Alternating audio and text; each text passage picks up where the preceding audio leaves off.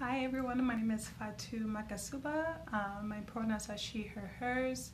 I'm the Director of Outreach at LeadMN. I want to say thank you for joining us again. So I am going to be talking today about growing voters through conversations. And you know, with COVID-19, there will be a lot of barriers in engaging potential voters. But there are ways around that, and my hope is that you all take from this presentation some pointers that will be helpful to the work that you will be doing this fall.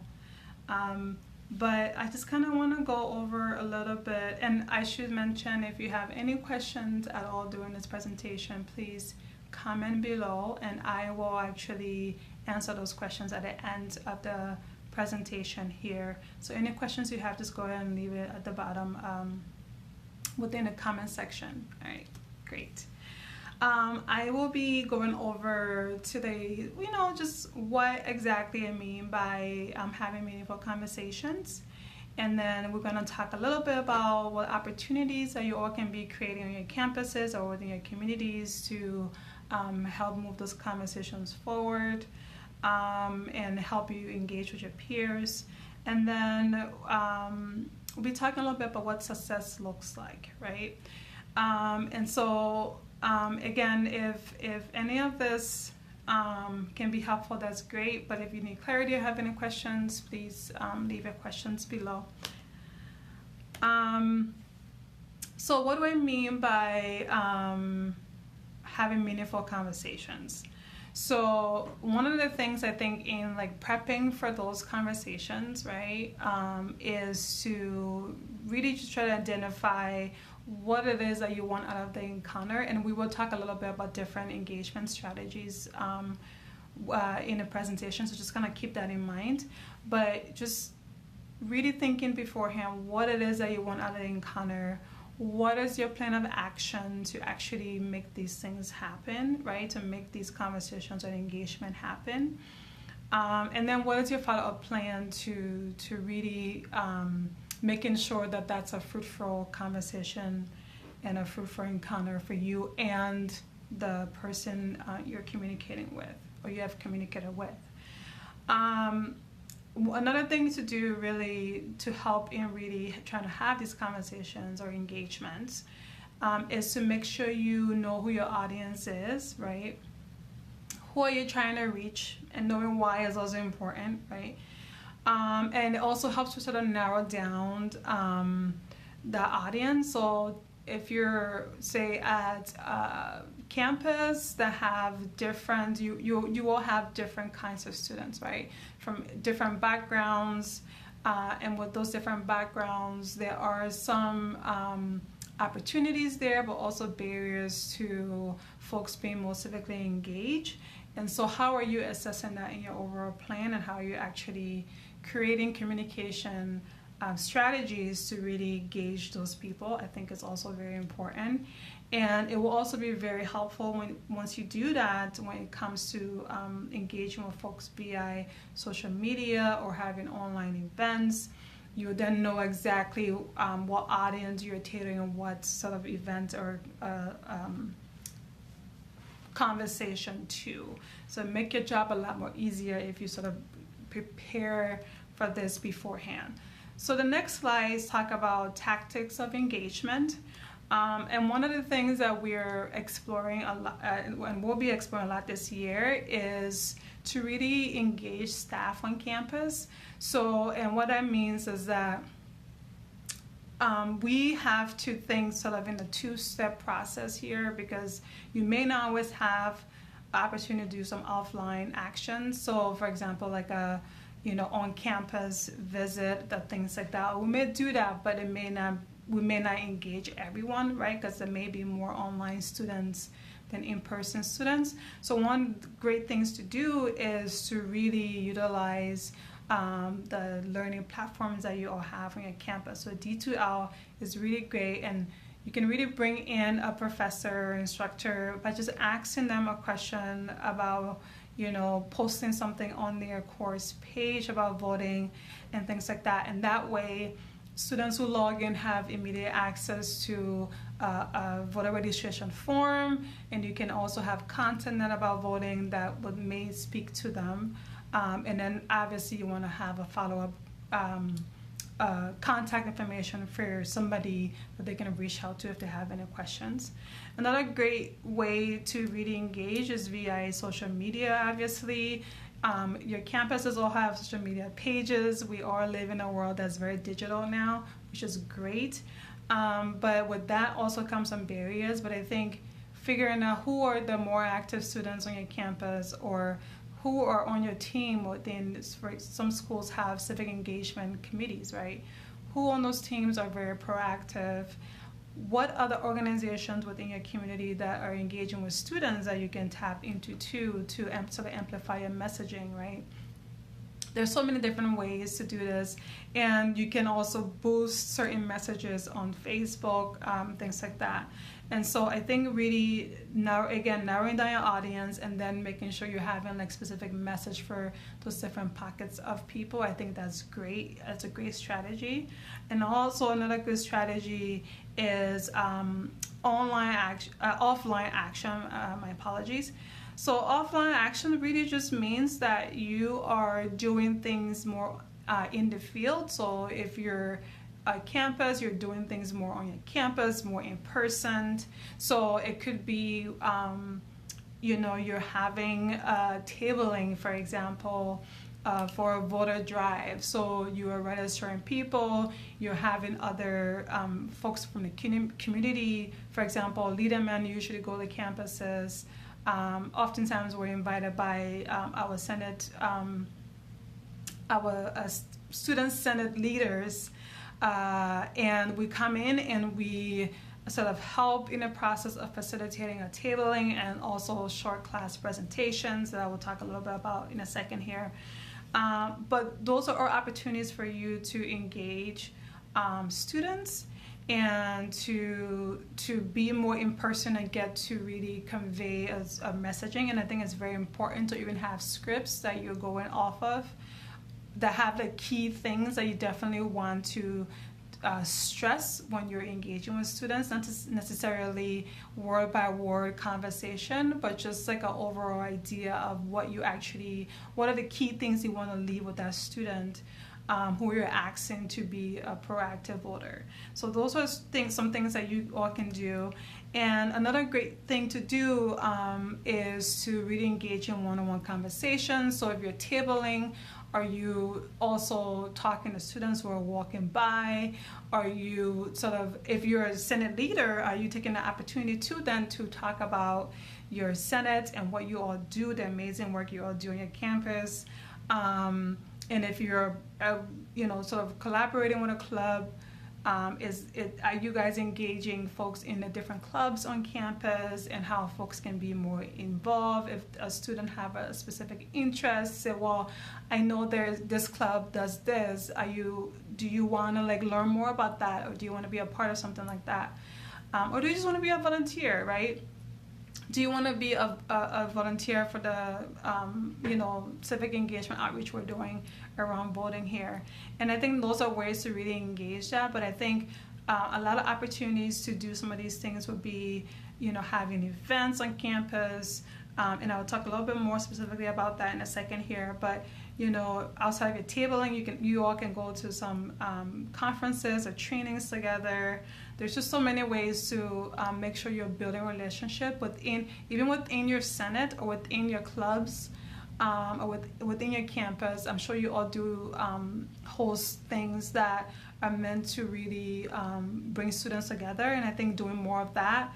And then so obviously talking about voting could be a great opportunity to have those opportunities to engage one-on-one with students too. There's so many different creative ways. It's a matter of just understanding your campus and what will work for your campus. But I think utilizing some of these tools would be very, very helpful. And so some of the opportunities that you all can be creating, that I was mentioning previously, obviously tabling is a great way to do that. But you can also do a candidate form. So what that is just having local races, so folks who are running for office in within your community, so city council race or state rep race, right? You can have them and their opponents come to a candidate forum, and the students get to ask them questions about their platform, what they're running on, why they're running. And then it's a way to really engage students on how they're actually going to be voting. And it's part of the process of being an active, lifelong voter is that there is an interest in what people are actually going to be voting for, right? Because that candidate represents certain values. And so those are opportunities that you all can create to really move that forward. And so I think that would be a great opportunity to really really engage students on that, because candidate forums all the ones I've gone to have been very very exciting, very informative, and it's an opportunity to really engage with your peers about the different candidates and actually the issues too.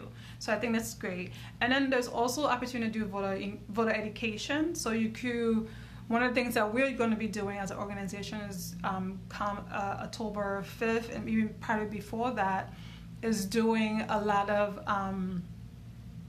voter education. So for example, there is a huge need right now for election judges. Because of COVID-19, a lot of the election judges who typically would do that are retirees and they're older. And so for their own health, they can't be, at these voting stations. And so the Secretary of State reached out to us and asked us to really help in really recruiting folks to volunteer to be election judges within their city or closer to them. You can be an election judge anywhere, quite honestly. It doesn't have to be in your community. And so those are all opportunities that you could do an event around that, talk about why that's important, what an election judge is and what they do. You can also have an event about judges, right? And the federal judges and their positions and things like that. Like, you can have different ways of doing voter education. Is up to what you think students will be very interested in learning on your campus. We have experience with this, so we can definitely play a support role if folks are interested in doing something like this. And I will touch a little bit on these pieces in the next slide too. And then there's also the voter registration drive that you all could do. So for early voting, you all can literally organize about 100 people to go downtown to Hennepin County office downtown and do a voter registration drive there, because folks can register to vote there, and folks can vote there immediately after, when they do register. So you could do that. Again, if you need more information about that, let me know. But that's something that could be very fun, very sort of build a community, right? Because you're doing together, and that creates a sense of community. And so those are always fun to do, quite honestly. So I highly encourage folks to consider that. So there's some projects you all can get yourself plug into if you're interested. So like I mentioned, the National Voter Registration Day is on September 22nd. And so you can get as much people to the polls as possible, and which, like I mentioned, it could be 100 people going down to Hennepin County to go and register to vote, and then also vote there at the same time. Or it could be 50 people in Ramsey County go and also vote to their to the local voting office downtown St. Paul as well. So it could look different ways for different campuses, or for really what part of the state you're in. So Greater Minnesota may be a little different, but the concept is still the same, where you're actually just going together as groups, right? As a group to go and cast your ballot or register people to vote. So that's really great. There's also Ask Every Student. So the Ask Every Student project actually stems from what Northwestern University did. So they were able to really engage their students in different ways in making sure they're registered to vote. And so part of this would be really looking at the onboarding process of new students and how voting can be embedded into that process. And so that's an exciting project. If folks want to be a part of that, reach out to me or reach out to Mike Dean. He'll have more information about that. And then I'm also leading a youth civic engagement coalition here. Our first meeting is actually on the 25th, it's next Thursday. Anyone on this call is welcome. Just message and say you're interested, and I'll send you an invite to that meeting. But what really this coalition is to just, especially in this time of COVID-19 and everything else that's happening, I think it's a time to just really work collectively. The election this year is so imperative because of COVID-19. It's going to be a lot trickier. So I think bringing up minds together and coming out with a really solid plan on how we can all work together but also support each other's work, I think will be great. I am huge on collaboration because I think it's just so much more effective, and there's less of reinventing the wheel, and more of like how can we actually be a support to each other. And I think that'll be the great thing about this opportunity. So again, if you want to be a part of that, we have four-year colleges as part of this coalition. We have some community colleges who are part of this coalition, and some just students activists who's part of this coalition. So you're all welcome to be a part of it. Just shoot me, again, comment in the box and let me know, and I will shoot you your email about the coalition. And as you all know, we do Shark Tank every election cycle, every year. And we pretty much really are trying to make sure folks are being more proactive. And so we are asking folks to submit a civic engagement plan to get out the vote, right, by July 31st. And the one with the, it's like we select a winner of that. It's a competition. So everyone is graded, and then the winner is selected, and then we provide a grant funding to the school to get them to implement that plan. And the goal really is to have plans that are very organic to that campus, but also that is which could be very fun, it could be different, but the goal really is to make sure that folks are being very proactive in their planning and are actually committed to seeing that through. And so I'm hoping you all participate in one of these things. I think it'd be great if we can do that. Another thing you could do too is you could reach out to your campus libraries and see if you can set up an election station. So typically we actually take the lead on reaching out to the Secretary of State office to make sure that campuses are designated a voting area, but a voting location. My apologies there. But this year we're still in the process of trying to finalize what that looks like. Again, because of COVID-19. So once we get more information about that piece, we'll let you all know. But that's something that you could do, or you can just have a table with a voter registration form there with just information for folks to fill out. The only issue I see with that would be that then the student would be responsible to turn in their voter registration form, and oftentimes they may forget to do that, and so just stressing the importance of them actually following through and then mailing in their voter registration, I think would be key. And then also I think just kind of identifying clubs that are on campus to have. I mean, everybody is a potential voter. You wouldn't know necessarily unless they say I can vote. So I think just engaging people in different capacity, I think that's always a good practice. So I encourage folks to do that. And I think that usually just brings about opportunity to really engage with people again on a deeper and meaningful level. So if you have other clubs on campus that is not a part of a civic engagement team, do reach out to them. I'm sure there will be a student in there who will definitely be interested. and even maybe you don't have a civic engagement committee just yet, but you can start reaching out to clubs to see who wants to be a part of that, right? And so I think that's something to definitely look into. It could be something that works, so try that out. And then what I was stressed though is that during this whole process, as you are doing amazing work around creating events, talking to students and having them fill out these registration forms, the important thing to remember is just make sure that the form is completed properly, because oftentimes if it's not signed or dated, it's invalid, right? And making sure the person is 18 or going to be 18 by election day, which is November 3rd, because if they're not, they can't vote, it's invalid. Just make sure they're a U.S. citizen. There are different ways to ask that question. Just let them know what the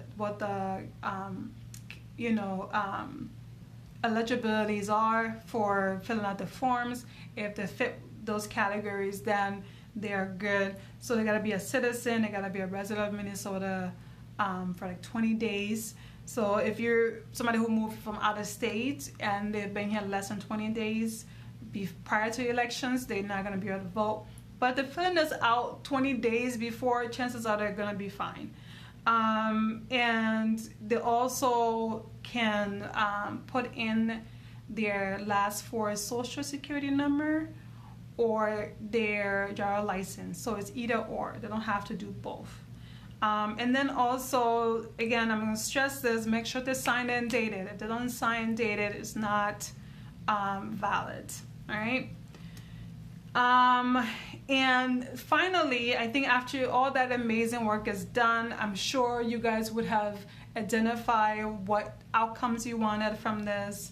And so it's now is at the end of it, it's time for you to like sort of quantify what that success was for you, or just identify what success you had during this whole process. So again, it all depends on what your campus sort of goal or focus is. So if it's just to build relationships with other clubs on campus to be more involved, great. If it's to get 500 students, engage with, and then 200 voter registration, and you hit that goal, great. Or you surpass that goal, that's great, right? But more than anything, I think the important thing to do is to make sure you are putting that in a document and reporting back the amazing work you've done. I think that will also serve as a way for future groups who are going to be doing some civic engagement work on campus to reference, and then instead of reinventing the wheel, they're able to just sort of move a little quicker in like doing some immediate things to get the ball going. So that way there's like this sort of rapid outreach that happens instead of like trying to start again and build from there. So those are the things that I think have worked for us and have worked for some campuses that we've worked with really closely. I hope you all consider that. I really do hope you reach out and join the Civic Engagement Coalition team that I'm building here. I think I'm always excited about elections, so I think this would be a great opportunity to really collaborate and work together and create something that will be really great. So that's all the information that I have for you today. I will be answering your questions, and so if you have any, again, just put that out there or just unmute yourself and ask me. Thank you.